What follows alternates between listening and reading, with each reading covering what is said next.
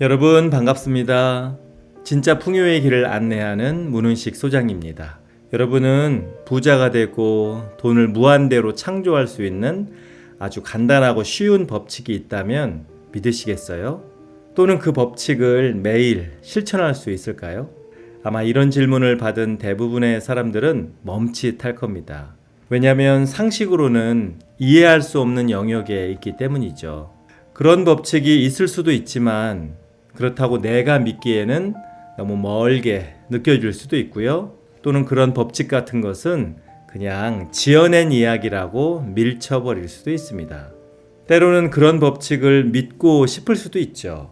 특히 지금 생활이 너무 힘들고 어렵다면 더더욱 그런 법칙이라도 동화줄처럼 꼭 잡고 싶은 것이 사람의 마음이니까요. 그런데 중요한 것은 그런 법칙은 존재합니다. 우리가 알든 모르든 이 우주를 창조하고 운행하는 진리로서 분명히 역사하고 있죠. 그리고 더욱 놀라운 것은 그 법칙이 상상을 초월할 정도로 쉽고 간단하다는 거예요.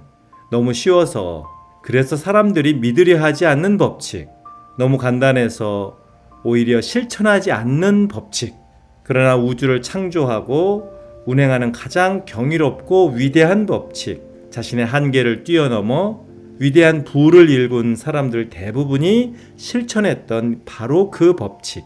그 법칙이 궁금하다면 이 영상을 끝까지 시청하십시오. 그리고 연구하고 실천해 보세요. 당신의 인생을 송두리째 바꿀 겁니다. 내 인생에 가장 가난하고 힘들었던 시절, 사업을 쫄딱 말아먹고 단돈 10,000원도 없던 시절이 있었어요.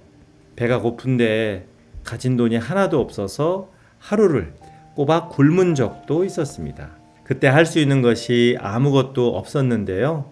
한쪽에 밀쳐놓았던 책들이 눈에 들어왔습니다. 하루를 굶어 기운도 없고 눈도 퀭한 상태에서 내가 집어든 책은 미국의 심리학자 겸 창조의 마스터 조 바이텔의 돈을 유혹하라 였습니다.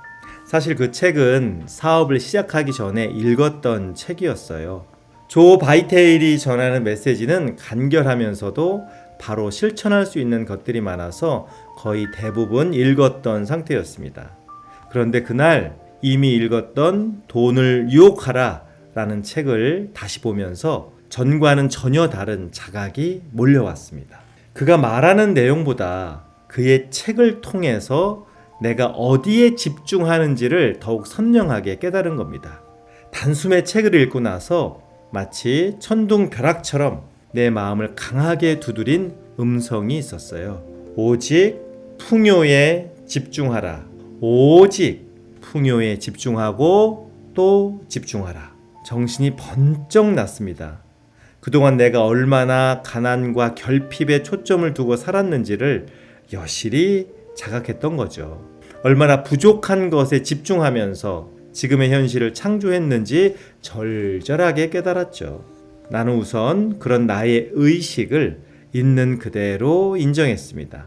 오직 풍요에 집중하기 위해서는 그동안 나의 의식이 얼마나 철저하게 결핍과 가난 그리고 부족한 것에만 몰두하면서 살았는지를 진실하게 고백하고 드러내고 인정할 필요가 있어요. 이게 정말 중요한 대목입니다.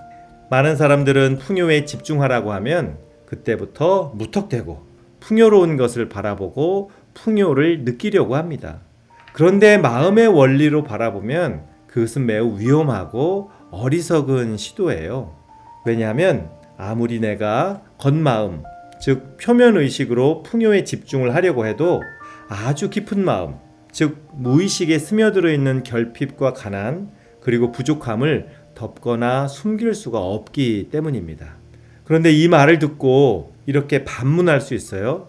그럼 무의식 정화를 완전히 다 해야만 풍요에 집중할 수 있나요? 그럼 평생 무의식 정화만 해야 하나요? 이 질문은 당연하고 자연스러운 겁니다. 마음의 원리에 입각해서 답을 하자면 이렇습니다. 동시에 하는 겁니다. 운전을 할 때를 생각해 보세요. 운전대를 잡은 손과 브레이크와 악셀을 밟은 발이 동시에 움직이는 것처럼 가난에 대한 정화와 풍요에 대한 집중은 같이 하는 겁니다. 그런데 고백은 효율을 더욱 높게 만듭니다.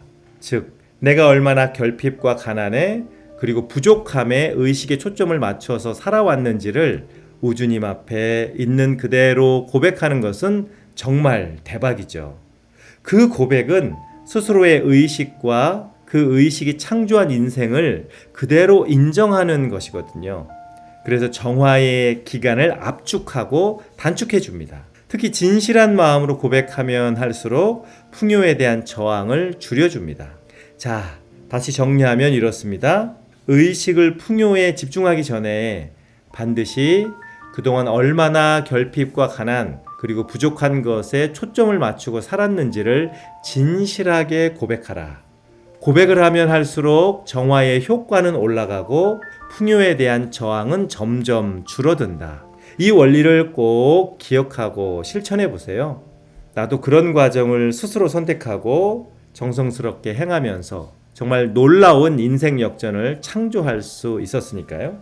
진실한 고백을 했다면 그 다음부터는 아주 간단하고 쉬운 풍요의 길로 가면 됩니다. 언제 어디서나 우주에 가득한 풍요에 마음을 집중하는 거죠. 하루는 식당에 가서 밥을 먹는데요. 반찬이 6가지가 나온 겁니다. 놀라운 풍요였죠. 그리고 더 달라고 하면 얼마든지 더 먹을 수 있다는 것이 또한 풍요였습니다. 물도 공짜로 얼마든지 마실 수 있었고요.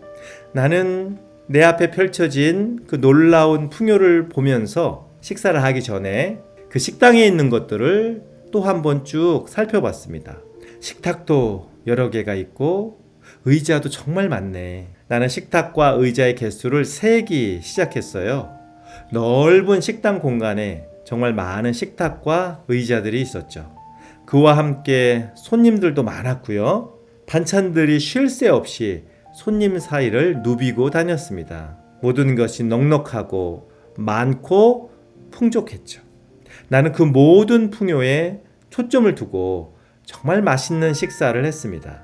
또 하루는 지하철을 타고 가는데요. 사람들이 북적북적 가득했습니다. 가만히 눈을 감고 이렇게 마음속으로 되뇌었어요. 이 지하철 전체에는 몇 명이나 타고 있을까? 그 가족들까지 합하면 몇 명이나 될까? 그리고 그 사람들의 재산을 다 합한다면 또 얼마나 될까? 몇백억은 되겠지? 아니야. 그보다 더 많을 수도 있지. 그럼 내가 그 엄청난 돈과 함께 움직이고 있는 거네? 괜히 기분이 좋았어요. 그리고 그 좋은 기분을 계속 즐기면서 목적지까지 갔습니다. 또 하루는 거리를 걷고 있었는데요. 햇살이 정말 따사롭고 맑았습니다. 나는 길가 모퉁이에 서서 하늘을 올려다본 후 햇살을 쪼이기 시작했죠. 그리고는 이런 생각을 했어요. 이 햇살이 모두 풍요요 곧 돈이네. 이 햇살로 수많은 농사를 짓고 이 햇살을 통해서 자란 풀들로 가축을 키우고 태양광 발전으로 전기를 만들고 그 전기로 수많은 공장이 돌아가고 있잖아. 거기서 생산한 제품으로 엄청난 사람들이 거래를 하면서 돈을 벌고, 야, 이 햇살이 곧 돈이구나. 상상할 수도 없는 풍요구나. 햇살을 쪼이는 내내 정말 행복했고 마음이 풍요로움으로 가득 차올랐습니다. 그러면서 깨달았죠. 풍요는 소유가 아니라 경험이다. 이것은 매우 중요한 진리입니다. 우리는 대부분 풍요롭다는 것을 내 계좌에 돈이 가득 차 있고 재산이 많은 것으로 한정짓고 살아왔습니다. 그래서 통장 잔고가 늘어나면 괜히 우쭐거리고 잔고가 줄어들면 기가 죽고 우울했죠. 그런데 진짜 풍요는 그런 것과는 별 상관이 없었어요. 내가 무엇을 경험하느냐가 풍요와 가난을 결정했습니다. 같은 햇살을 보고도 어떤 사람은 얼굴이 탄다고 짜증을 낼 수도 있고요. 어떤 사람은 무한한 풍요를 느낄 수 있기 때문입니다. 그런데 더 놀라운 것은 그때부터 기적의 드라마가 모습을 드러내기 시작했다는 겁니다. 뜻하지 않은 곳에서 생각하지 못했던 방식으로 거의 매일 돈이 들어왔습니다. 아무 생각 없이 몇 주 사두었던 주식이 폭등하기 시작했죠. 그런데 폭등하자마자 다급한 마음으로 팔아야지 생각을 했는데요. 느닷없이 노트북이 고장이 나서 매매를 할 수 없게 되었죠. 그때 나는 남들 다 쓰는 스마트폰을 안 쓰고 구석기 시대 일반 폰을 쓰던 시절이었거든요. 그래서 며칠 동안 매매 자체를 할 수가 없었습니다. 며칠이 지나서 계좌를 들여다봤을 때 기절 초풍을 했습니다. 그 주식은 계속 상한가에 상한가를 치고 있었기 때문이죠. 이런 일을 거의 매일 경험했습니다.